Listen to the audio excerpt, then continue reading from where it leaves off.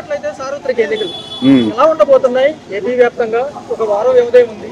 So దీని గురించి ఏమంటారు సార్? ఈ నియోజకవర్గం ఎలా ఉంది? ఈ నియోజకవర్గం అంటే గత ఒక 30-40 సంవత్సరాల నుంచి పేరు వెంకటరమయ్య గారి కాడి నుంచి ఒక రుచా కార్మికుడిని వ్యవస్థ కాడి నుంచి వాళ్ళ తాతగారు మంత్రి చేశాడు, వాళ్ళ నాన్నగారు మంత్రి చేశాడు.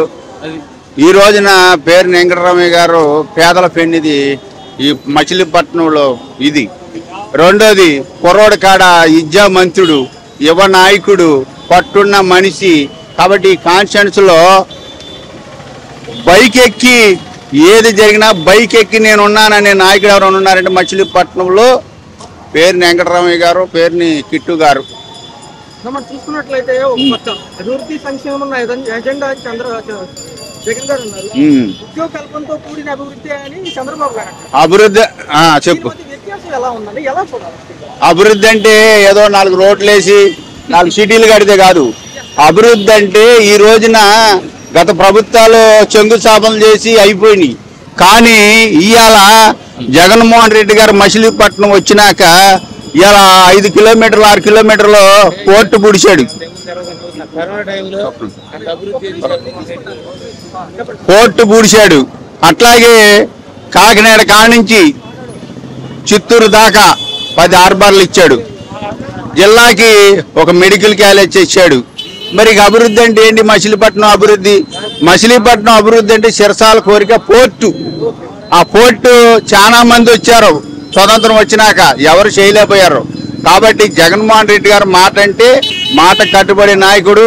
ఎందుకంటే ఇలా 10 ఇంట్లో కులం చూడలేదు, మతం చూడలేదు, అన్ని కులాలకి పదవులు ఇచ్చాడు, మంత్రులు ఇచ్చాడు, హోమ్ మినిస్టర్ ఇచ్చాడు, దళితులకు హోమ్ మినిస్టర్ ఇచ్చాడు, టిప్పర తోలుకున్నవాడికి ఎమ్మెల్యేల సీట్ ఇచ్చాడు, కుర్రోళ్ళకి సీట్లు ఇచ్చాడు. ఎంతకన్నా ఏం కావాలి అభివృద్ధి అంటే? 4 రోడ్లు అయితే అభివృద్ధి కాదు, కానీ మా అబద్ధాలు చెప్పే నాయకుడు కాదు, కానీ మాట ఇస్తే మాట కట్టుబడి నాయకుడు. జై జగన్. 13 జరగబోతున్నాయి, ఒక వారం వ్యవధి ఉంటుంది. ఒకవేళ తెలంగాణలో అనూహ్యంగా మార్పులు రాబోతున్నాయి అంటున్నారా? ప్రజలు ఎటువైపు ఉన్నారు ఈసారి? ఈసారి మాత్రం ప్రజలు ఖచ్చితంగా జగన్ వైపే ఉంటారు. అది అందరికీ తెలిసిన విషయమే. ప్రతి ఇంటింటికి కూడా రేషన్ అనేది దివ్యంగా అందింది ఇప్పటివరకు కూడా. అలాగే పెన్షన్లు కూడా కార్యక్రమాలని వాలంటీర్లు ఎంతో చక్కగా నిర్వహించారు ఈ పద్ధతిని. అందువలన ప్రతి వాడు కూడా జగన్ నమ్ముకుంటే ఎప్పటికీ కూడా ఫ్యాన్ అనేది ఎప్పటికీ ఇంట్లోనే ఉండాలని జగన్ చెప్తున్నారు ఎప్పుడు కూడా జగన్ గారు. అలాగే ఇది ముమ్మాటికి కూడా నిజం.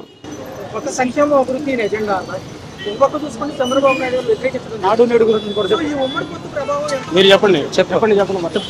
ఈ ఉమ్మడి పొత్తు ప్రభావం రేపు ఏదైనా ఓటింగ్ సెక్షన్ పైన ఎంతవరకు ఉండొచ్చు? ఈ ఉమ్మడి పొత్తు ప్రభావం అనేది ఎప్పుడు కూడా ఇది దిగదుడిపోయి, దీనివల్ల ఏం ఉపయోగం ఉండదు. అలాగే జగన్ గారే ఎప్పటికీ కూడా సీఎం గా ఉండాలని ఆశిస్తున్నాం. చూసుకున్నట్లయితే ఇప్పుడు 175 పక్కా.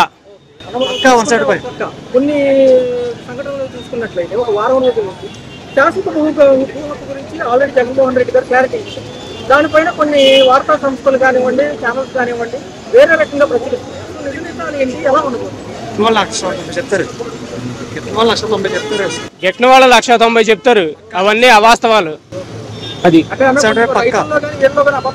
175 స్థానాలకు 170 స్థానాలు పక్కాగా వస్తాయి. ఈసారి జగన్మోహన్ రెడ్డి గారు దివ్యంగా కూడా గెలుస్తారు.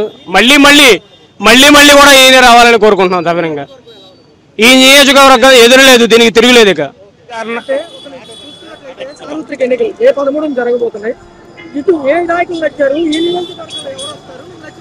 ఇది మాది నియోజకవర్గం కాదండి. అయినా జగన్ గారంటే అదొక ప్రేమ చెప్పలేము. అది ఓ సింహలో చెప్పేది కాదు. కరోనా టైంలో ఎవరండి కాపాడింది? మా జగన్ గారు కాపాడింది కరోనా టైంలో. అంత కరువుల్లో కూడా మన రాష్ట్రాన్ని కాపాడి అంత బాగా చేసి రాష్ట్రాన్ని నిలబెట్టాడు ఆయన. ఏ రాష్ట్రంలో జరగన అంత మనకే అన్యాయం జరగకుండా బాగా చేసింది జగన్మోహన్ రెడ్డి గారు. ఆయనే మాకు కావాలి, అంతే చెప్పేది. నాకు సంక్షేమ పథకం అంటే నేను కష్టపడి బతుకుతా.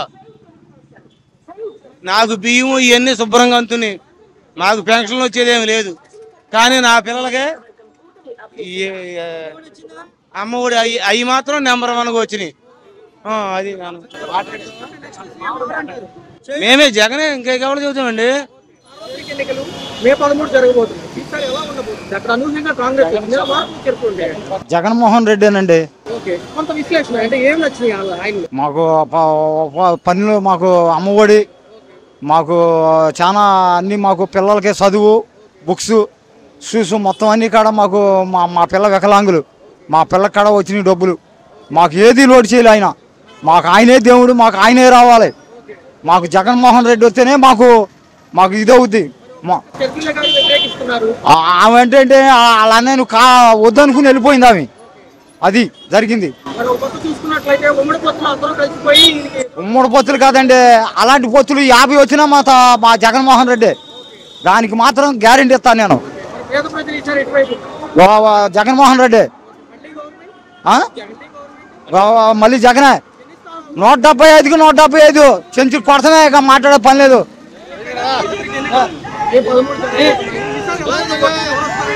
జగన్ గారు జగన్ గారు ఇచ్చిన సంక్షేమ పథకాలు అందరికీ శ్రీరామ రక్షలా ఉన్నాయండి. ఎందుకంటే ఆయన పెట్టిన నవరత్నాలు కూడా ఒక భగవద్గీత లాగా, ఒక బైబిల్ లాగా, ఒక ఖురాన్ లాగా అందరికీ ఎంతగానో ఉపయోగపడి ప్రతి ఒక్క దాన్ని ఆచాతూచి తప్పకుండా ప్రతి ఒక్క పథకాన్ని కూడా అమలు చేసిన వ్యక్తి. 99% ఆయన పెట్టిన పథకాలను అమలు చేసిన వ్యక్తి ఎవరు ఉన్నారంటే అది కేవలం జగన్ గారే. 660 పెట్టి పథకాలు పెట్టి ఏ ఒకటి కూడా మేనిఫెస్టో కూడా వాళ్ళ కనీసం గూగుల్లో లేకుండా చేసిన ఘనత ఎవరిదన్నా ఉందంటే అది కేవలం చంద్రబాబు గారికి దక్కుద్దండి.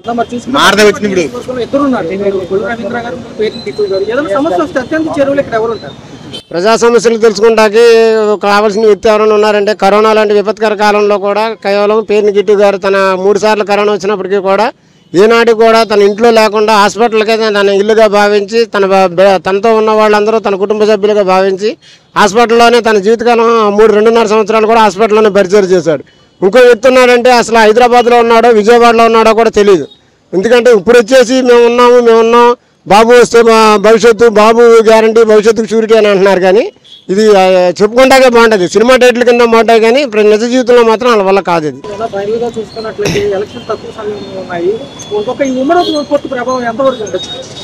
ఉమ్మడి పొత్తు అనేది వాళ్ళు కలుపుకుంటున్నారండి. ఎందుకంటే వాళ్ళలో బలం లేక 10 మందిని కలుపుకుంటున్నారు. మాకేంటంటే సంక్షేమ పథకాలు అనే ధైర్యం ఉంది. జగన్ గారు వల్ల మేము లబ్ధి పొందున్నాం, మా కుటుంబ సభ్యులు లబ్ధి పొందున్నారు. మా ద్వారా మేము 10 మందికి హెల్ప్ చేస్తున్నాం. కేవలం ఆ నమ్మకం చేతి జగన్ గారు వాళ్ళ కిట్టుబాబుని నిలబెట్టారు. ఆ కిట్టుబాబు నిలబెట్టినప్పుడే సగం విజయం మేము చేకూర్చుకున్నాం. తర్వాత ఓట్ల రూపాయన కూడా కిట్టుబాబుకి విజయాన్ని చేకూర్చి కిట్టుబాబుకి మాకు రుణం తీర్చుకునే అవకాశం దేవుడు మాకు ఇచ్చాడు. జగన్ గారు కూడా కిట్టుబాబు గారిని మేము గెలిపించుకొని జగన్ గారికి మేము మంచి బహుమానం ఇవ్వబోతున్నాం.